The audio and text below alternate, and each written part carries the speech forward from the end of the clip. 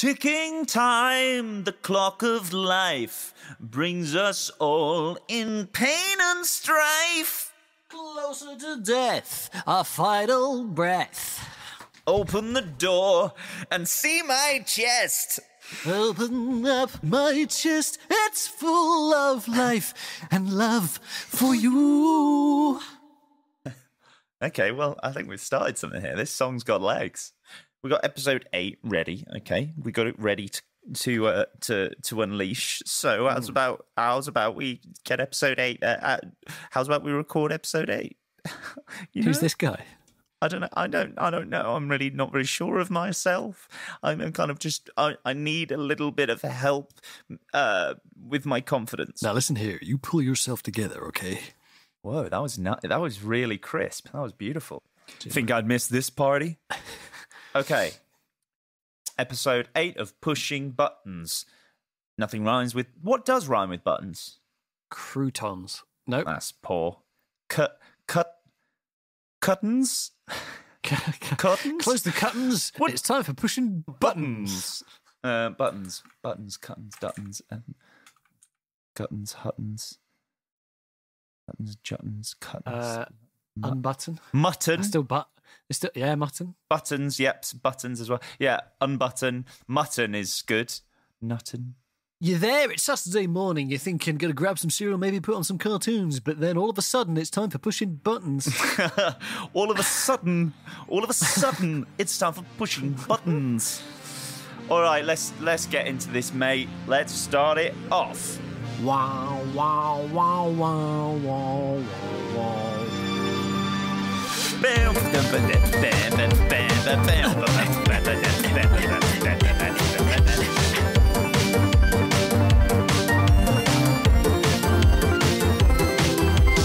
Oh, you wouldn't think that both of us have spent a lot of time in the world of a cappella music, would you? Hey, hello everybody. Welcome to Pushing Buttons episode 8. Hello, how are you all doing? How are you all feeling? Can't hear you, but hope you're doing well. I can sense the world crying out with glee and joy because the times they are a-changing. Also, Mark, I just realised that I shouted quite loud before and I haven't put up any soundproofing equipment today, so apologies if it's a little bit ringy. Ringy. Sounds like a weird kids' TV program. Ringy. Yeah, it's a horror cartoon for children. Whoa, horror. Ringy. Yeah, it's just like it's the girl with like the hair all across her face, but like cartoony vibes. So it's like not that scary. So it's okay. Oh, like the Ring. I see what you. Yeah, like the Ring. I see what you've done. Very, very clever. Yeah, very satirical as well. Well, ladies and gentlemen, on today's show, we've got lots of fun stuff. We've got the news, tweets, another top 10. We've got what we've been playing, and I feel like it's been coming for a little while. He hasn't had enough of our voice on the show of late, so we're going to dedicate a good amount of time to our dear friend Lawal. So we're going to have a little segment for Lawal today, aren't we, Mark? We are indeed.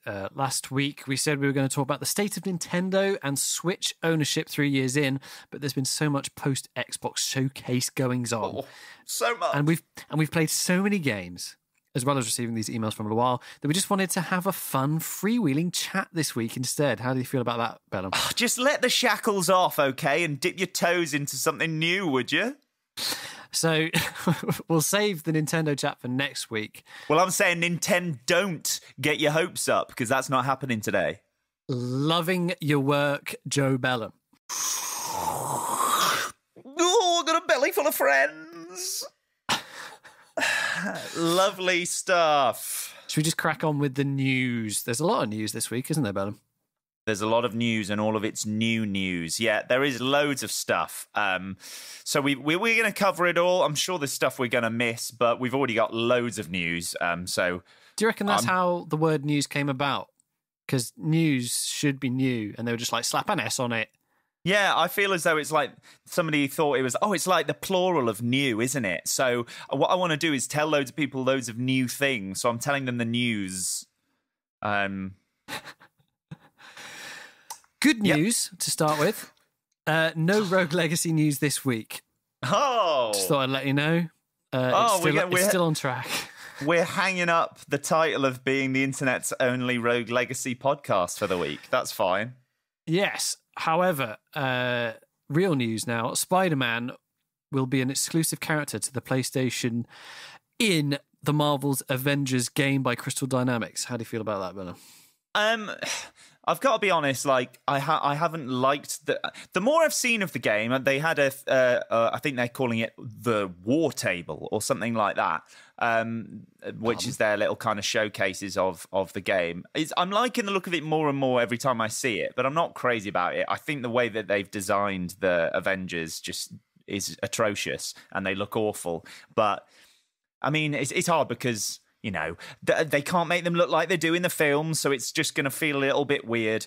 But so I'm not that massively bothered because I wasn't going to play the game anyway. But I think it is a pretty shady. I mean, it's going to make them money, and it's going to sell loads of copies of the console and the game. Sorry, on the PlayStation side. So it's a shrewd maneuver by them, but it's just a bit shady, and I hate this kind of thing. Yeah, I mean, Spider-Man's one of the big ones. He's probably my favourite hero. He's the best one, man. He is the best one. I reckon he's everybody's, you know, sort of first favourite, unless you're really into the comics or whatever. Yeah, I mean, I'm the same as you. I'm not really interested in the game. It's got that weird uncanny valley thing going on. I'm the same as you. I'm not bothered. No. I think if I wanted to play the game, I'd be like, yes, I love Spider-Man, perfect. But I'm probably not going to play it, so it doesn't affect me.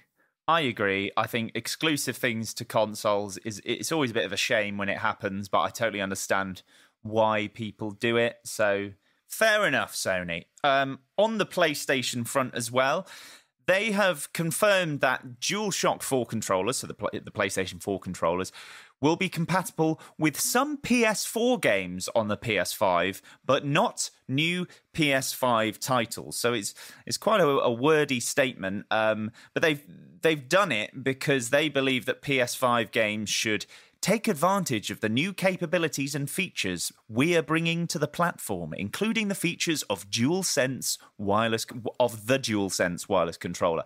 So they're basically saying that the new games we've got, mainly by the first parties, I'm guessing, coming to the PS5, will use the new controller in unique and special ways, aka gimmicky, if you ask me. That they say we don't want people using the DualShock 4. God, I'm so confused. The DualShock 4 controller for the PS5.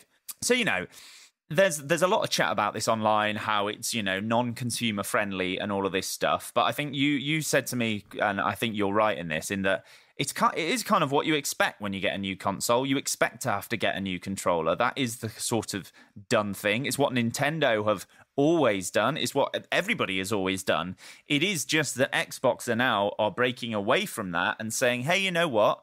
If you want to play multiplayer with your mates that come round, you can pick up your old Xbox controller and give it to them, as opposed to having to shell out for 60, 70 quid new controllers for the console. So it's a hard one because really, it's nothing really changing in the way that PlayStation are operating there with the controllers, but Xbox are making them look bad by being much more consumer friendly with their ideas about controller compatibility. Personally, if you're buying a console, I'm expecting a new controller. I'm expecting to move up with the gen and use whatever, you know, devices that they're upgrading the console with. So I thought this was a non-issue. As far as conventional pad layouts are concerned, they've sort of evolved to their final form, more or less. Yeah. You know, so I don't really know what other innovation there is to do. Nintendo are always sort of doing weird and wacky things with their controllers. They do still have a conventional pad though that actually are the same as a PlayStation 4 or Xbox controller. The Pro controller.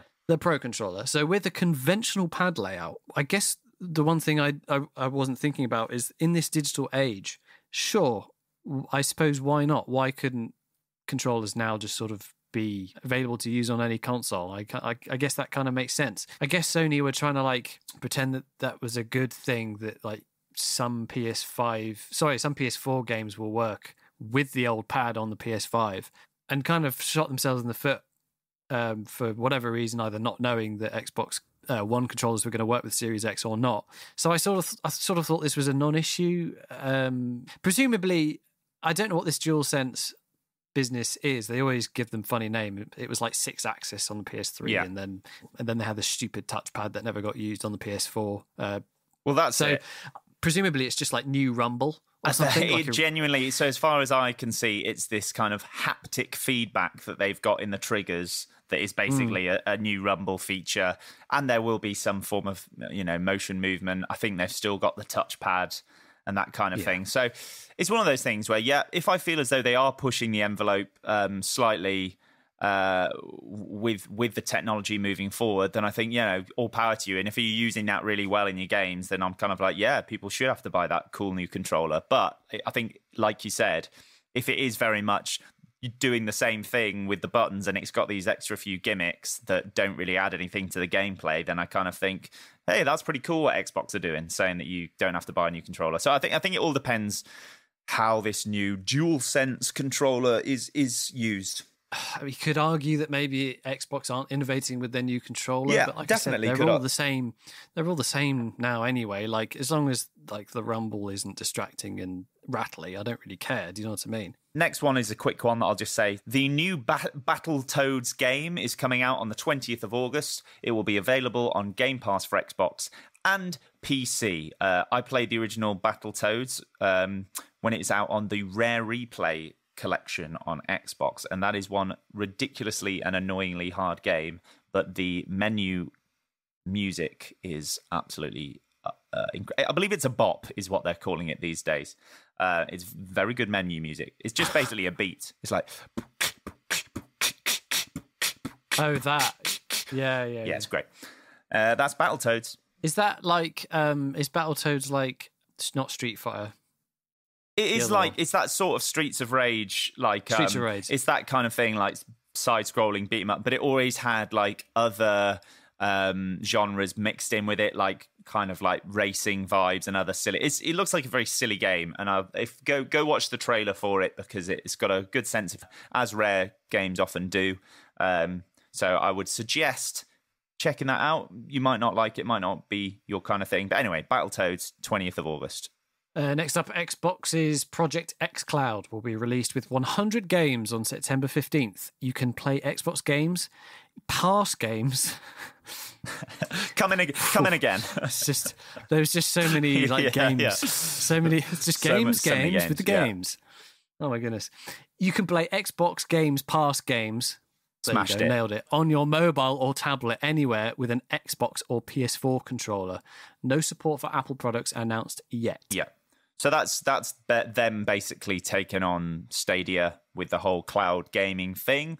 And if you are already an Xbox Games Pass Ultimate subscriber, you will have access to this Project X Cloud.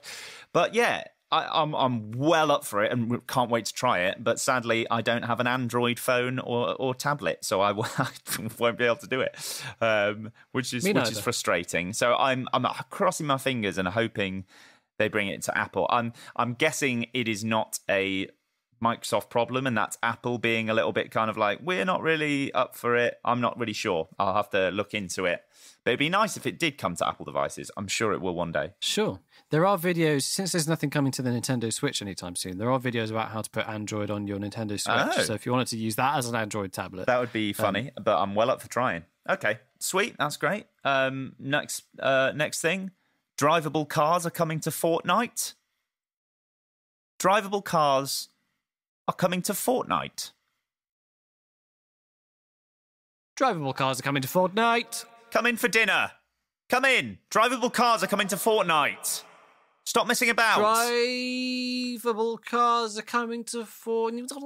Drivable cars are coming to Drivable cars are coming to Drivable Sorry, cars. The record's broken. Next piece of news. Halo Infinite's competitive multiplayer will be free to play and run at 120 FPS. That's 90 more FPS than I can fathom with my own eyes, Mark. Yeah, all that your TV can. Yeah, true. How do we feel about that? We were chatting about this earlier, and I wondered if it was a slight move of desperation to try and drum up interest, or whether they're just changing focus. Yeah, I'm trying to make it a service-like game, I suppose, or whatever. Well, they call it. I mean, I was anticipating it being a service-like game regardless of it being free to play. So more like your Destinies, where you have like a hub world, that kind of thing, where instead of them, well, I know there's Destiny 1 and Destiny 2, but instead of them bringing out the next Halo Infinite, from now on it's going to be Halo Infinite, and they just keep adding more content to it. That's kind of what I anticipate it being like. So obviously you're still going to have to pay for the campaign and the co-op, and whether or not there's anything else kind of tied into that. But the competitive multiplayer, whether or not, so the competitive multiplayer is going to be free to play. I think, well, firstly, as a Halo player and someone who is well up for getting back into Halo multiplayer, the more people playing the game, the better. So that's a good thing. However, the reasons why they're doing this, I think, is very interesting. Like you said, is it out of desperation? Is it like, listen, we need more people to want to play Halo, and them doing this will drive that, and then hopefully get them to buy, whether it's they bring out like a battle pass, which is normally what these free-to-play games do, or it's just with the intent for more people to buy the single-player campaign, or get an Xbox, I don't know, or PC, get it on PC. I guess they're hoping it's going to drive that, but whether it's, like you said, because they're like, oh, we're worried that not enough people are going to play Halo, let's make it free. Or if it is a very shrewd move, and it's them thinking, there's been so many shrewd moves today, thinking, hey, this will... Wasn't that a WarioWare? Yeah, WarioWare shrewd moves. Ding, ding, ding, ding. Joke of the day. Yeah, it's a bit of a strange one. I ponder whether it's to drum up more PC interest, because Halo's migration onto PC last December was obviously received very well. We're now up to Halo 3. We're just waiting for ODST and remind me 4? The Halo 4? Oh, is it Halo 4? Might be. Well, there's Reach, ODST 1, 2, 3, and 4 is the Master Chief Collection. So maybe it's just an attempt for keeping like the PC train interest going, especially since most people will hold Halo 3 as like the top boy. Ah, yes, the top boy. The one that they probably play the most. So maybe this is primarily a move towards capturing the PC market more so than Xbox. Yeah. Because as we discussed last week, Xbox is in a bit of a weird place right now. I'm not really sure what their game is. And so if you are an Xbox player, you will obviously get this with your Game Pass anyway. That's what I was going to say. It's an interesting move just because, as far as I know, most people I know that have Xbox these days will have Game Pass, or at least will be thinking about getting Game Pass, so therefore will have Halo anyway. So I suppose, like you said, it is probably aimed more at the PC people, and maybe like lapsed Halo gamers or people who wouldn't normally play Halo and are just like multiplayer gamers, so maybe your Fortnite players, people who are into your battle royales, I think, great, another free game I can sink loads of hours into. That's interesting. But another good piece of Halo news that both me and you are excited about is the Halo Master Chief Collection is going to be cross-platform at some point later this year. Before the end of 2020, between PC and Xbox, the game will be cross-platform. We're excited about that, aren't we? Because we want to play with each other. In video games, we want to play with each other.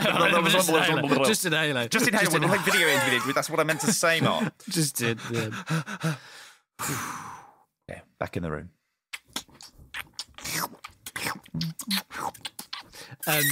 This is genuinely great news. You even said it the other week. God, I wish we could just play with each other. In video. And I said, and now we're going to be able to. That's great. It just says 2020 at the moment. We don't know when it's going to come online.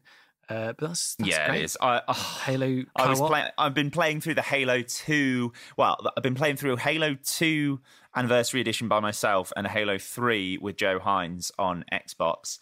And it's so great when you can do it co-op, because it just makes everything really fun, but also frustrating when the other person you're playing with keeps dying. That's not Joe Hines, obviously. I'm not aiming the. Anyway, on to the next piece of news. PlayStation State of Play is coming on Thursday, the 6th of August, focusing on third-party titles, a few PS5 game updates, but no new hardware updates. Indeed. So that'll be on the 6th of August. It's just another Sony live video streamed boy. It's It's going to be State of Play. 40 minutes long. Yeah, I think it's probably the right decision to not do more hardware-y stuff.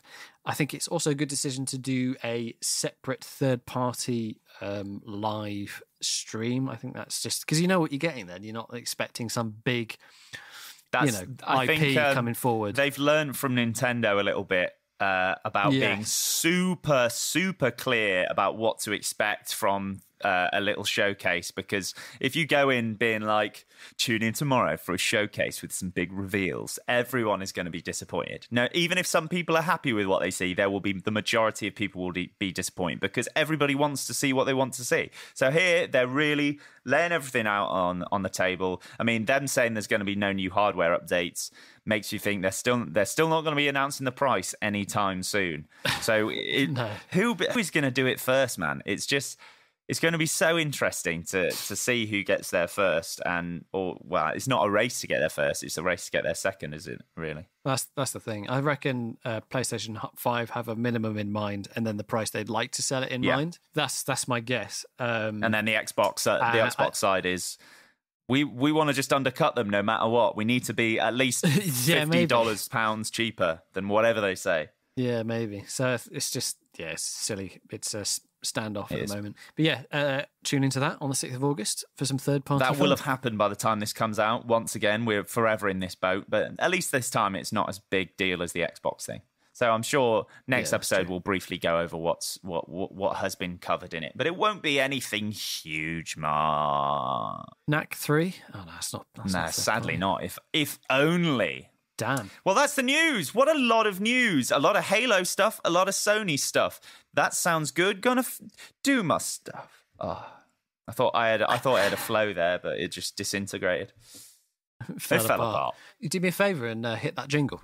Do you like to play some games? I do like to play some games. What is your top 10? We've had a top 10 in from my friend Marcus Dello. So we're going to go through that. I like this list a lot, actually. It's strong. Oh, okay. I think it's pretty strong. Are you ready? I think this is in order. Okay. Oh, okay. That's novel. I like it. Let's do it. No doubt he'll correct me if it isn't. Anyway, at number 10, The Last of Us. Yes. Great game. People love it. I wonder if he's played the new one. I'll ask him. At number 9, it's Red Dead Redemption. Oh, great game. I wonder if he's played the new one. Don't know. I'll ask him.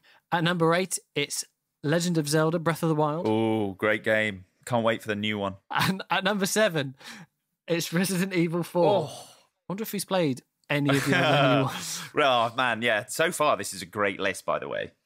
I hear what you were saying about Big Marcus D. He's smashing it out of the park. Number 6, Super Mario 64. Oh. Hey, speaking of this game, have you seen all of the recent leaks from Nintendo about various game assets and art and stuff that has been leaked? Sound files. Yeah. And, it's... From Star Fox to Legend of Zelda. I've talked to you about... To Mario. Yeah, I talked to you about this poisonally. Yeah, so it's confirmed that there was a Luigi character model for Super Mario 64. So he was originally intended to be in the game somewhere, but we never saw it. At number 5, Pokemon Heart Gold. What? I played this one. It was great. It was really good. Is it like Fire Red? Pokemon is Gold. It like Fire Red and Leaf Green, like a redo? It was Pokemon Gold, but for Nintendo DS. Oh, great! Yeah, well, good on them. It came with one of those like little Tamagotchi Pokemon things. Oh, the stepper. Yeah. So you step in it. You walked and it leveled it up. That's cool, man. I never used it, but I really enjoyed the ownership. At number 4, Final Fantasy 9. Of course you love this list. No wonder you love this list so much. He's picked your fave one. At number 3, Horizon Zero Dawn. Excellent game. What a game. I haven't played it. It's coming to PC soon, though. I know, I've pre-ordered it. Woo! At number 2, Chrono Trigger. Confess, haven't played Chrono Trigger.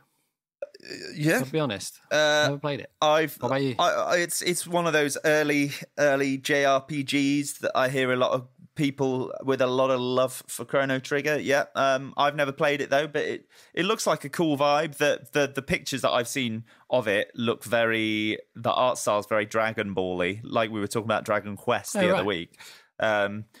Looks good, but never played it. One day, hopefully, we'll get round to it. And number one, assuming this is in order, this is the big favourite. It is Metal Gear Solid 3. Snake Eater. Remind me, which one was your favourite? Was it 2? 2. I do really like 3, but 2's my favourite. What shape? Because I don't really know the series that well. I've played the first one. No, I asked you this. I played it on GameCube. Yeah, so you played the first one, Metal Gear Solid, but it was the GameCube remake called Twin Snakes. So I played that. So you like 2. What changed in 3, apart from obviously story progression? So 3 was a prequel to 1, and you play as... of course it was. Yeah, of course it was. You play as the boss. Right. And basically, you're knocking around in a jungle. You have to eat stuff to stay healthy, and also you have loads of different types of camouflage that have different effects on your status and give you different perks. It's a very cool game. It was quite a different vibe from the first 2. Still stealthy, but still with all the usual Kojima ridicule and bizarre story things. But yeah, a really great game, and has an incredible theme song, which is basically a Bond theme, which I implore everyone to listen to. It's incredible. Does it go, Snake Eater? No, yeah, exactly. No, it doesn't. It's better than that. Genuinely, it's better. I mean, okay. It's so good. Put a bit of it at the end of this episode, please. Sure. Okay. Deal. What do you think of that list? I think it's a very good list. They're all quite big blockbuster titles, and all titles that I think are very well regarded. So maybe a slightly safe list, but I don't blame him for that, because they're all exceptional games. I do like it every now and then when we get a little like indie game curveball, or just a really crap game in someone's top 10, like Jurassic Park, Operation Genesis. But yeah, excellent top 10, Marcus. Cheers for that, Marcus. So, Bellum, what games have you been playing over the last 2 weeks? We've got 2 weeks to catch up on, because we skipped the pleasantries last week. Ooh. And I reckon we can dedicate a bit of time to just chatting about games, man, that we've been playing. I love talking about games. I've been playing a lot of games, Mark. Excellent. A whole lot, actually. So there's a new game released on Xbox Game Pass called Grounded that I was playing quite a lot with my boy Joe Hines, which is basically like survival game, base building. Really enjoyed that, but because it's in game preview, there's not a lot to it yet. They need to kind of flesh it out a little bit more. But I was spooked by some big spiders knocking about, so that was good fun. I enjoyed playing that. I've been playing a little bit of No Man's Sky as well, because that's on Game Pass, and similar sort of thing, a bit of survival, a bit of resource gathering, but what I really enjoyed about it was going up into space and checking out planets and that kind of thing. But yeah, I enjoyed that. I was a little bit overwhelmed just because it's limitless potential in terms of what you can do, but I enjoyed the vibe of it. Like I said earlier, I've been playing a lot of Halo Master Chief Collection, specifically 2 and 3 campaigns. Just brilliant, excellent. I mean, we've talked before how you've been playing them through them, and yeah, you really enjoy Halo 2, and just how much of a step up it is from Halo 1. So yeah, I've been playing that, and something that I'd probably say my top pick of the games I've been playing. I'm quite late to it. Has been Enter the Gungeon, which is just Enter the Gungeon. Yes, the Gungeon. What a vibe! Yeah, really, really good fun. I've managed to beat the 3rd boss, but that's about as far as I've got so far. But it's a lot of fun. That's really, really good. And just the kind of game that if you've got a spare like 10 minutes, you just want to go, I could squeeze in I could squeeze in a round here and there. Oh, go on. I tell you what, I could just nip in. Shall I nip in? Oh, yeah, nip in. Yeah. Have a biscuit with it as well. Yeah, so I just dip it. I've just been dipping myself into a bit of Gungeon every now and then. So yeah, really, I've been playing quite a lot of stuff, and I would probably recommend all of those games. I feel like it takes away some of the weight and gravitas if it was called Nip to the Gungeon. Yeah, Nip to the Gungeon doesn't have the same. If it was. Yeah. I'm up for that. Although it would, I think it would, it would kind of hammer home the point that it is the kind of game you dip or nip into. So it definitely convinced you of that. But yeah, it doesn't have as much. Tad Gungeon. Yeah. Yes, that's what I've been playing, mate. How about you? Awesome. So a couple of weeks ago, mentioned that a friend and I were co-oping our way through Resident Evil 6. Yikes. And and we finished that a couple of weeks ago. Yeah, it's just bad. No, really. Wouldn't recommend it to people. No. It's story-wise, it's a bit mental in a kind of fun way. It's just about satisfying enough to blow heads off zombies as always. But there's so many annoying aspects to it. But just know that it's bad. It baffles me that, considering you said that the first campaign is bad, that you then continue to the end of the game. Oh, we were committed. I didn't want that sitting in my Steam library, just like, do you know what I mean? Unfinished. Like, and the thing is that like the thing that brought us through was the fact that I was playing it with a mate. Do you know what I mean? If I was playing that by myself, I would not have bothered. But we could sort of tick that off the Resident Evil list now, and I never have to play it again. You've put that to bed and set fire to it and heard it screaming in the night. So what? Anything else you played on? Yes. So not last weekend, but the weekend before, I played a run through of Detroit Becoming Human. Becoming Human, yeah. Quantic Dream? Yes.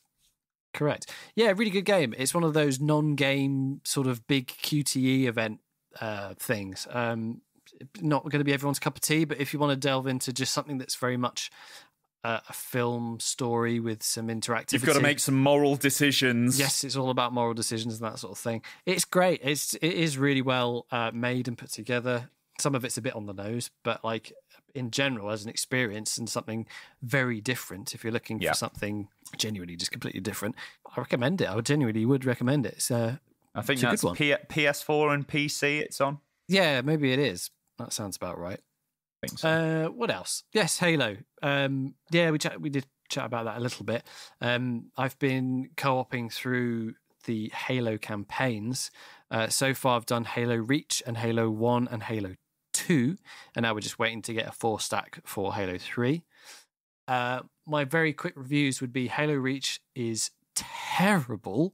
Gameplay-wise, not too bad. Mission-wise, again, not too bad. But like from a sort of story standpoint, you don't really know an awful lot that's going on. The characters are extremely forgettable.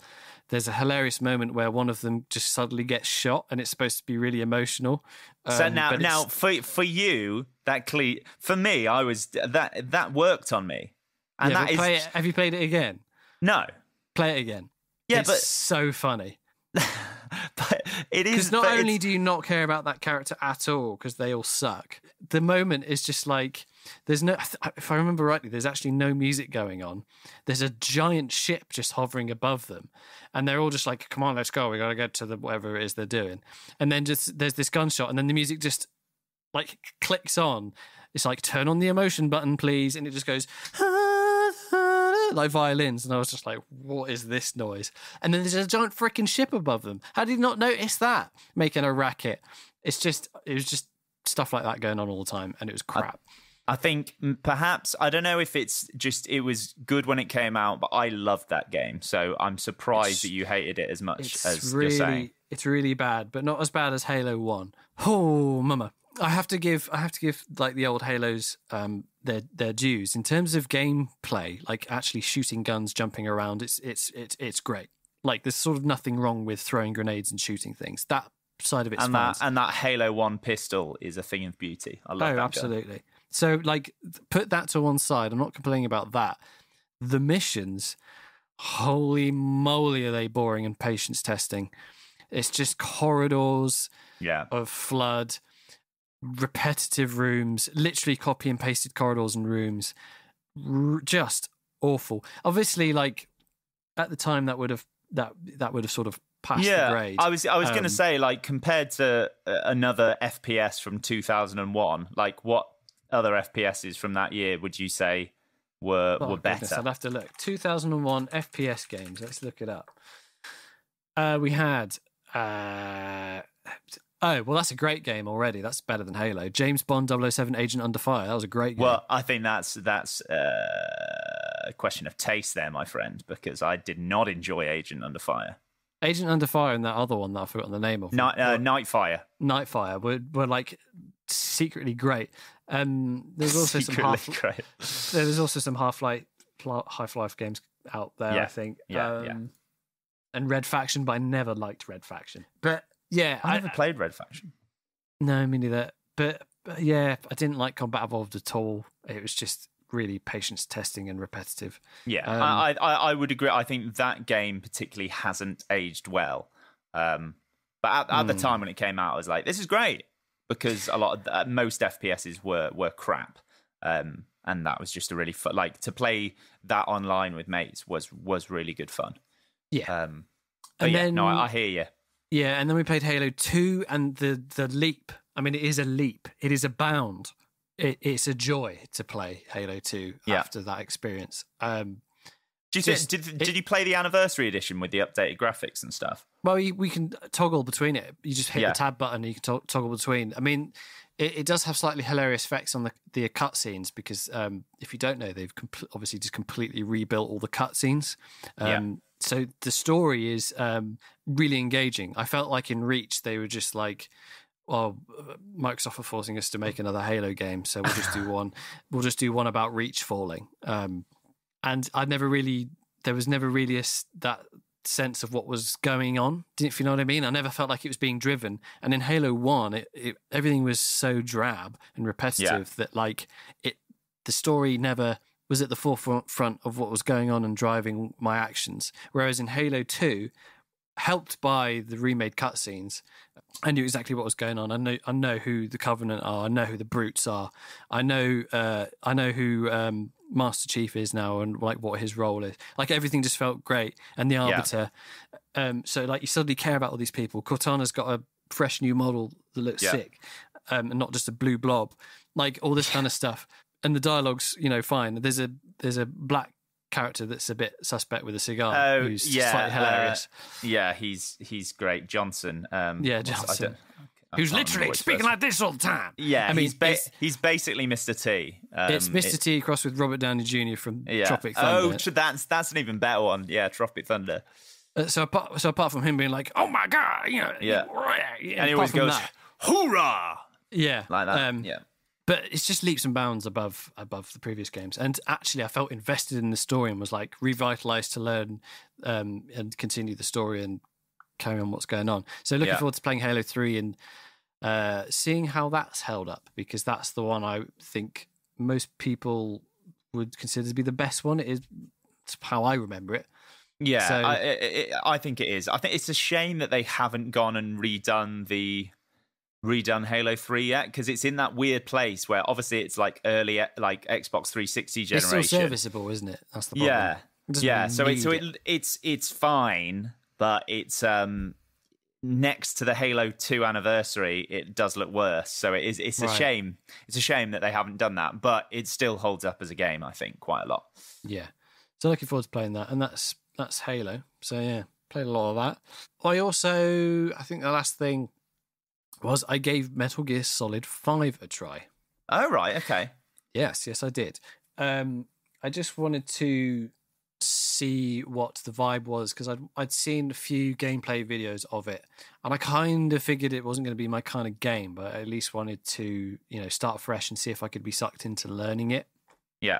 It's funny because it basically confirms everything I think and about Hideo Kojima and the franchise, and everything that Dan Mayer said in the previous episode.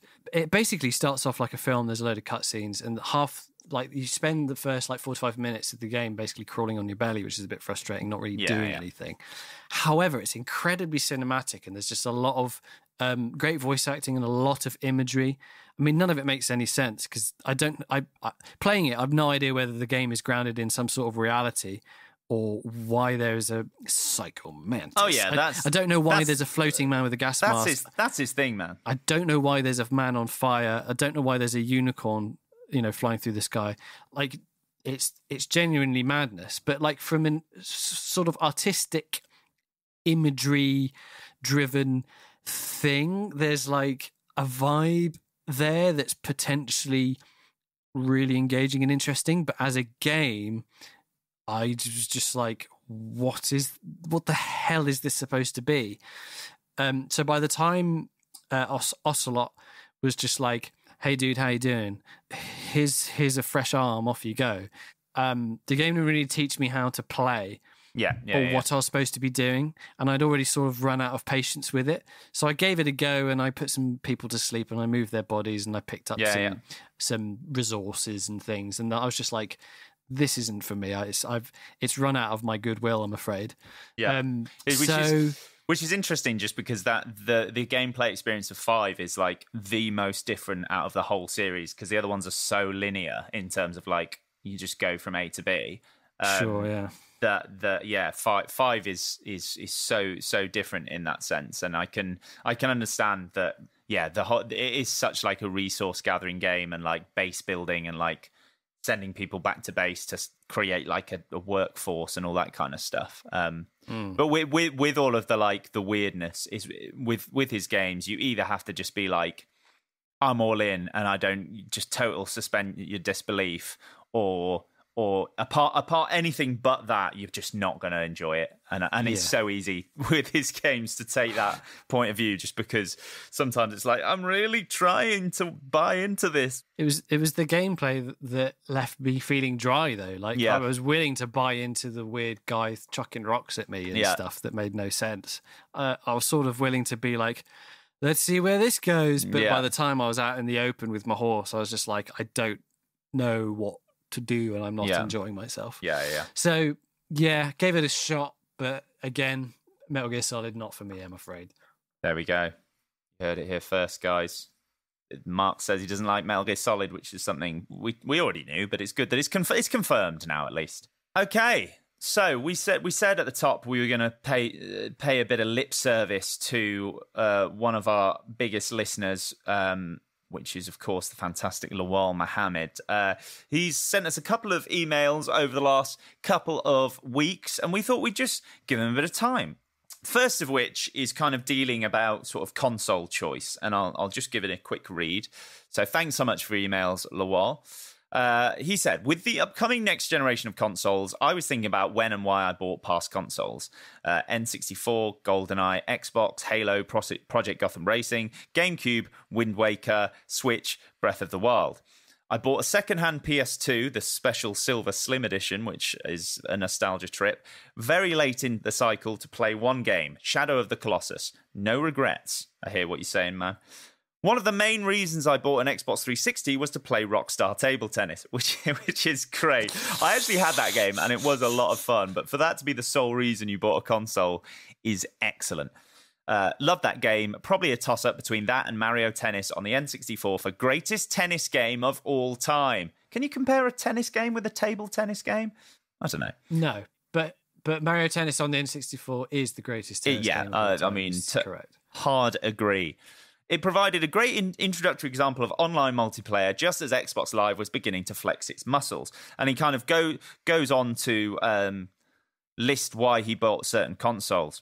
And he wants to know, what were your reasons for buying previous consoles? So we did kind of go over these reasons in our previous episode about our gaming history and the history of consoles and the releases and that kind of thing.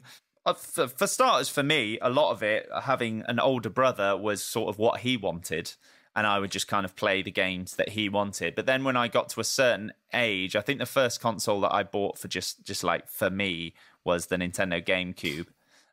just because I was like, I need this thing. It's got so many incredible games.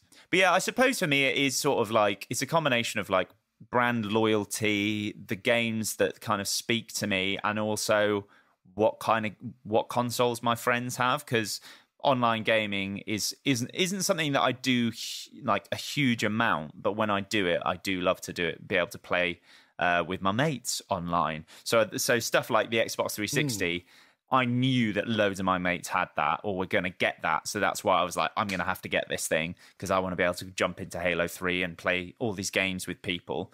So yeah, I don't know. I think at this stage, I would say I am, like we discussed on the last I think it was the last episode, like I'm so deep in the Xbox kind of services and that kind of thing that sticking with them is easier for me than leaving Xbox. But back in the day, that kind of thing wasn't a worry. It was really just like, oh, do I like these games that are coming out? So, oh, yeah, I do like them. So I'll get that console. How about you, man? Yeah, I mean, obviously was too young to walk into a store and be like, I'll have a PlayStation 1, please. So I don't know why you'd have that voice when you did it. Yeah, true. Well, I've been very young. True. My uncle had a PlayStation 1, and that was, I guess, my parents wouldn't have necessarily known the difference or cared much about what was out there. Yeah. And just went, this looks great. And so bought a PlayStation 1. So that was the first sort of console in the house. And then a natural progression is that they slapped a 2 on the word PlayStation. Makes life easy, doesn't it? Yeah. So they were like, well, we had a PlayStation 1 that, is working perfectly fine, so we could probably just buy PlayStation 2 and that'll be good. So that was the reason for that.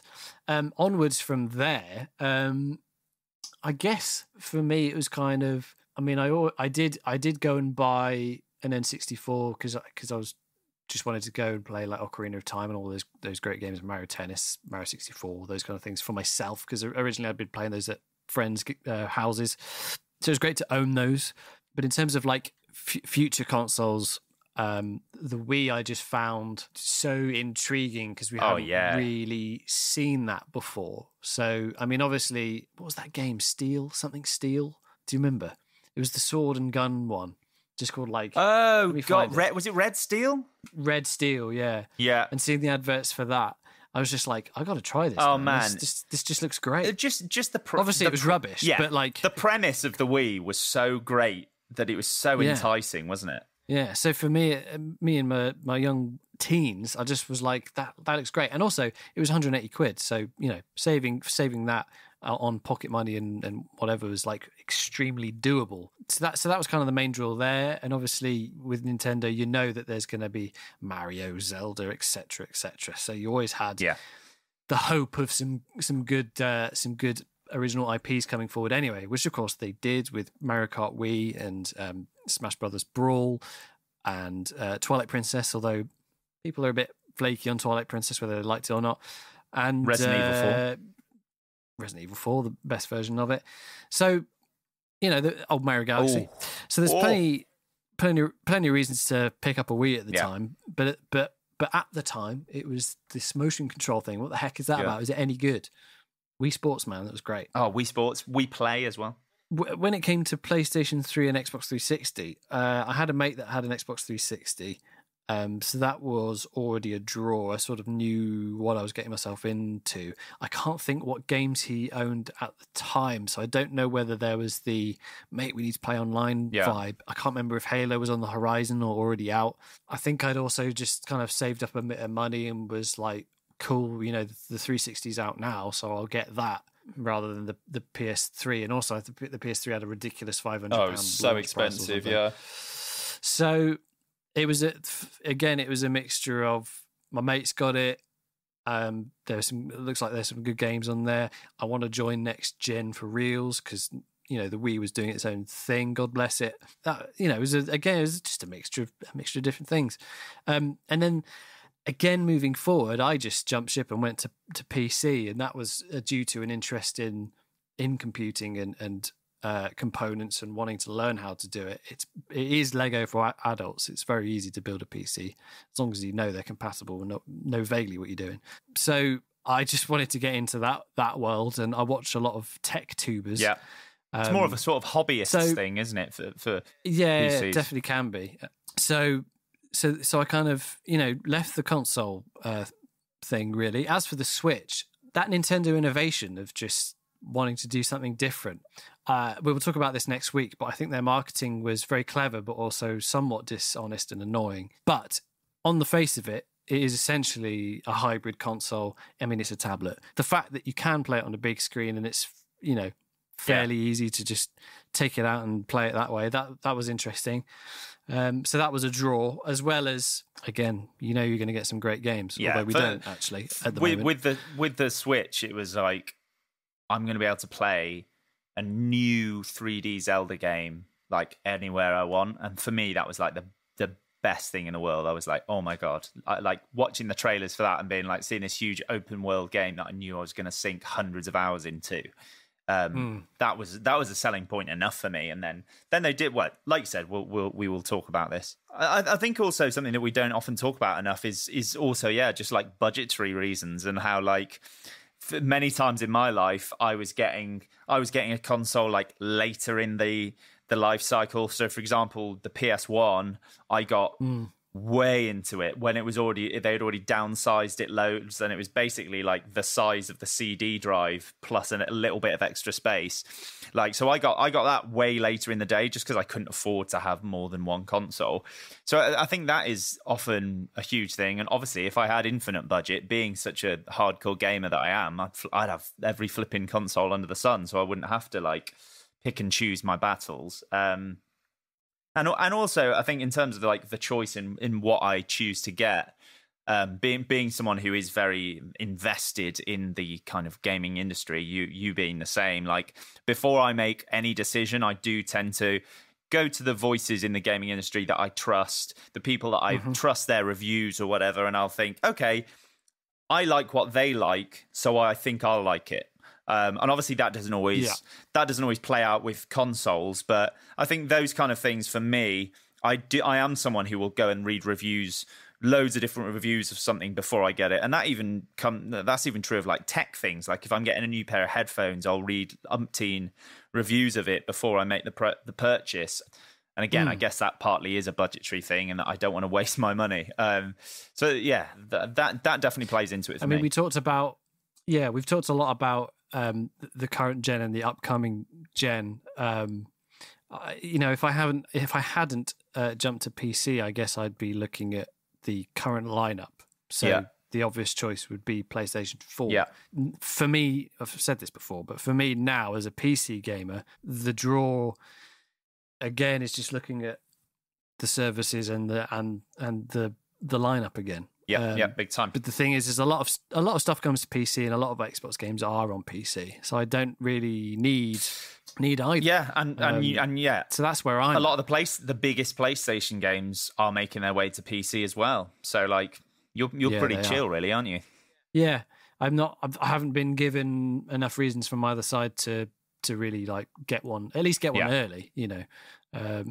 that's the thing, and especially now that Halo. The collection is going to be crossplay.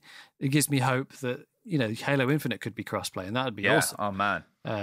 So again, another reason not to get from Team X. So it's a bit. Everything feels a bit flat and neutral over here in PC land. Yeah, but I'm guessing maybe. I mean, I don't know. I don't want to speak for you, but there's probably a lot of PC gamers out there that just aren't concerned with the console war or consoles in general. There's probably a lot of people that are kind of, looking down and thinking they can go off and fight between themselves, but we know that we've got a good thing going over here. So we usually get things late. As long as you don't feel the need to play things immediately, I can sort of live with that, Yeah, like you said, it's kind of the same thing. You've not been given a reason to buy the new one, but you've also not been given a reason to drop your subscription to Xbox Live and go buy PS5. Well, they keep giving me reasons to keep my Xbox and my Game Pass Ultimate, like things like this Project X Cloud. I'm thinking like, oh, I'm just going to get that. I mean, I don't have an Android device, so I won't be able to use it yet. They keep giving me reasons to stay in the kind of Xbox. What's the word I'm looking for? Ecosystem. That's the one.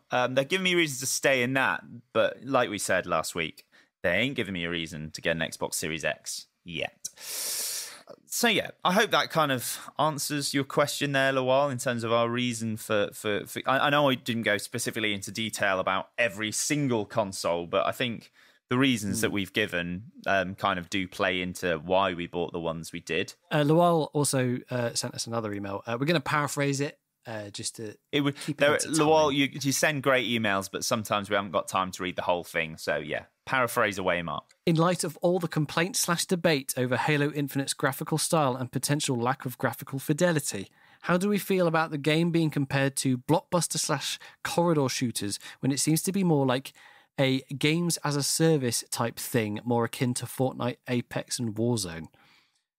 And what do we think of this games as a service direction for Halo in general? Do we think the free multiplayer will drive more people towards Xbox and Game Pass? So there's kind of three things to deal with there. I think we sort of chatted about that last question a little bit. We have that earlier on. I think it's going to drive more PC players to Halo. I think it's going to drive drum up more interest in Halo as a franchise, as a thing, because there's just going to be more people playing it. So it being on multiple systems, more people, it being free, even more people. I think it's a big PC push. And it removes that question away of, oh, should I give it a go? It just makes me like, yeah, well, why wouldn't I? So I think it's a smart move for that. In regards to the graphics debate that we did touch on a little bit last episode, and how comparing the game to other games such as maybe like a Call of Duty or something like that is a more of a corridor blockbuster shooter. I think it's a really hard one, because I also don't think you can compare it massively to Fortnite, which is a free-to-play game. It's all a battle royale, and so is Apex. Yeah. I couldn't compare them to that. It's a difficult one to compare to, because there aren't. Well, when I think about it, I can't think of like big franchises that have in terms of FPS, I can't think of a big FPS franchise that's heavily story driven apart from the Call of Duty single players that have a really strong multiplayer attached to it. I'm sure there are. There's Doom, but the multiplayer never took off.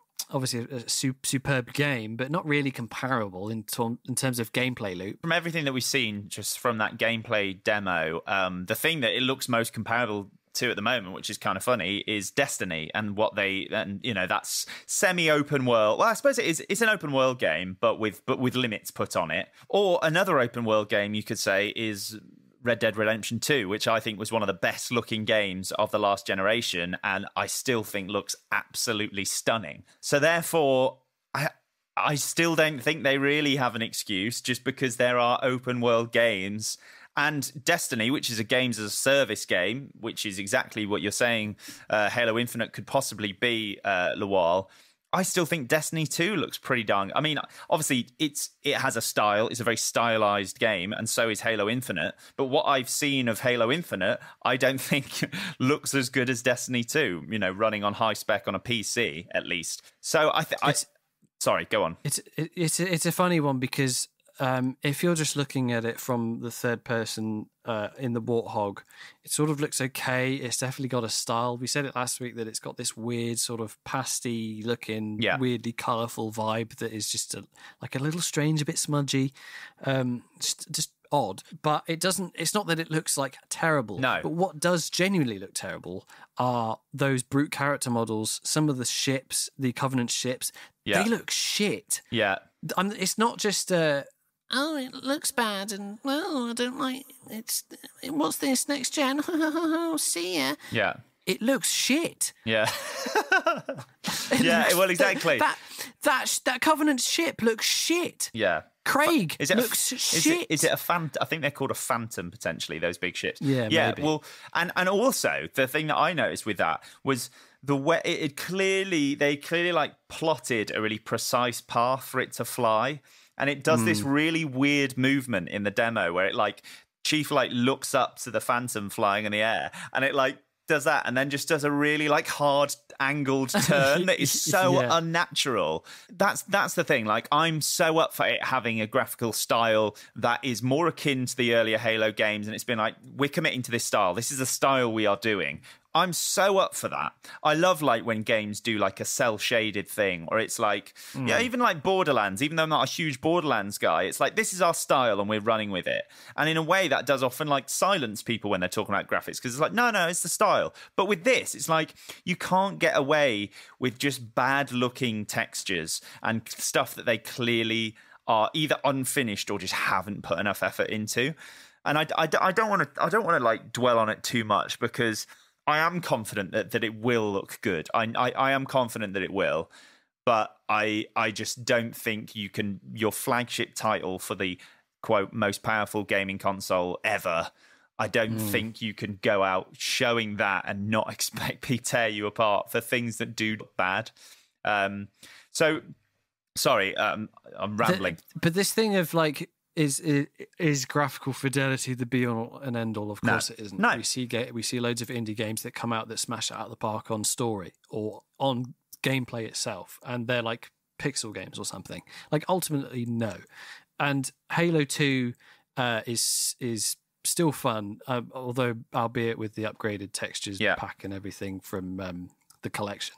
But they didn't do themselves any favors by showing a very plain piece of gameplay. Yeah. You know, they didn't really show what it's about and reveal anything to us. It's just left. I think the problem is it's left everyone in a sort of state of not really knowing or understanding what the product is and what it's going to be.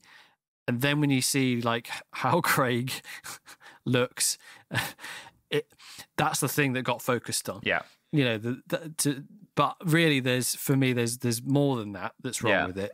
Well, not wrong with it. We just don't know a lot about it. I think that's what it is. I think they just need to come out before the game's release, which I'm sure they will do, and just give a better sense of what a 2-hour dive into the game. I mean, obviously they're that now, but that's what I need to be sold on, is like how I'm going to sit and play this game, what an hour-long gameplay session is going to look like, going from a place to a place, how the world is going to be populated. Because I did think it looked like also like weirdly sparse. Yeah. But I mean, Halo, and that is also a kind of vibe of Halo 1, if they are trying to go back to that, where it was just like really nice environments, drive around in a warthog for ages. Oh, stop, let's kill these people, get back in my warthog, go.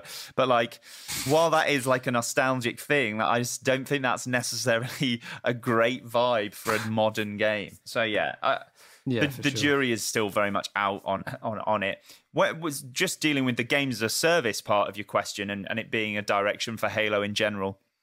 I quite like that as an idea, and I like that.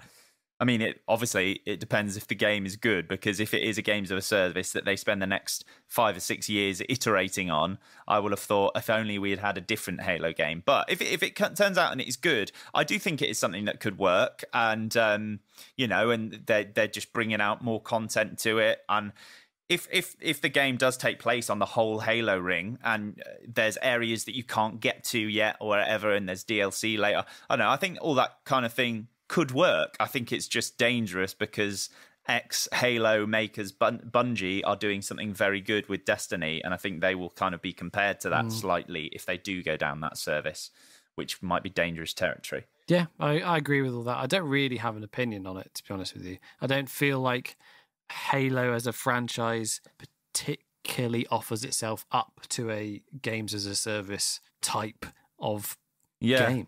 Type of thing. So that's how I feel about it. But whether that means it's going to be bad and not work, I don't know. Personally, for me, it doesn't feel like that's what it should be. It should be, you know, a standalone title with a story, and if it's open world, then an open world vibe, story, gameplay element to it, and you know, flip on some DLC and have a great multiplayer, add new maps. I think also like the thing that games of a service, sort of the reason why they are so successful is the satisfaction of like building your own character and development and leveling them up and like getting new armor for them and very customizable armor. And obviously like Halo is very much the Master Chief and a Spartan. So I'll be very interested to see with how they deal with the multiplayer side in terms of like how, because obviously there's got to be a high level of customization because that's what people love these days. So I wonder if they will go down the route of like, you are a Spartan and you are one of many Spartans. Like, I'm just interested to see what they do with that. Yeah, there's my friend Tom and I were laughing in Halo 1. There's a moment when you're in the library and the Oracle says, it says something along the lines of, the Flood do this, and they have this much damage. To survive this level of threat, you need armor class 11, and I can see that yours is 2. It's like, but it's never mentioned again ever in like the rest of the franchise. Like this whole thing of like armor class being a thing, but it's like never brought in again as a gameplay element. So we just found that very funny. Yeah, I love the writing in Halo as well. It's always funny, at least the Bungie ones. So yeah, a lot of question marks over Halo. I think. Yeah, but we're both hopeful for it to be something good. It's just, especially if we would be able to play it loads together, that would be awesome. And if it is this now free-to-play multiplayer game, it has the potential of being a huge revival for the franchise. Like, in a lot of ways, they're setting it up to be that. It's just that everything we've seen of it so far is a little bit underwhelming. Well, that's our point of view. I know there are a huge amount of people online that were like, this is exactly what we wanted Halo to be like. It looks like old Halo, and we love old Halo, which part of me agrees with, but I just don't want it to look like old Halo, and also want it to be really, really fun. I think the other element is that as gamers, like, we don't necessarily know what we want, but we know it when we see it. Yeah. Do you know what I mean? So we can't come out and like slam an exact like gameplay element that we want to see and be like, this would fix it. Do this, add that. But we know when we see it that we're underwhelmed. Or worried. Yeah. And that's how we feel right now. Yeah, exactly. Exactly. Well put, Mark. Well put. Well, I think you've done a good thing there in that you've ended the episode on a very succinct and well said statement. So I think it's probably about time that we say goodbye. I need to go eat some dinner. I don't know about you. I've already eaten, actually. You must have had an early one. Oh, I did. Oh, it was right nice. Would you have a chippy tea? Burger King takeaway. Was it actually? Yeah, actually, yeah. Genuinely. Oh, I'm well jealous of that. It was great. Oh, what a Whopper. Absolutely couldn't. No, Whoppers are crap. Oh. It was a double bacon cheese XL, whatever it's called. Clogging up that artery. Oh, man. It's great. It's so good. It's so the only good. burger that makes me stop halfway through and pat my chest. Yes. I don't think I've ever eaten that burger without suffering terrible indigestion. But it's so worth it. Feeling. It's so worth it. Anyway, enough about our delicious Burger King evening meals. Thank you so much for listening to Pushing Buttons episode 8. Do not forget to get in touch with us and let us know what you thought about the episode. Get in touch with any thoughts or feedback. Please do that. Like Mark said at the top of the episode, we haven't covered the Nintendo Switch side of life this time, but we will be doing that next week. So please do. If you are a Switch owner or have always wanted to be a Switch owner or have thought, I hate the Nintendo Switch, please email your thoughts about the Nintendo Switch and what it's been like being an owner for the last 3 years. That's flown by. It has indeed. That email is pushingbuttonspod@gmail.com. Pushingbuttonspod@gmail. No space, no comment. .com. And don't forget to follow us on social media. On Twitter, we are at PB Podcast UK. On Instagram, we are at Pushing Buttons Pod. And you can listen to us on Spotify, Apple Pod, YouTube. It's all called Pushing Buttons. We've been pushing buttons. It's pushing buttons everywhere, and we've been pushing buttons, and we're going to carry on pushing buttons until we lose our bloody fingers. Thanks for listening, everybody. Goodbye. Goodbye. Cue the music. What is the music? Who asked for something? Metal Gear Solid 3 Snake Eater. Here it comes. Such a tune. What a thrill. With darkness and silence through the night. What a thrill. I'm searching and I'll melt into you. What a fear in my heart. But you're so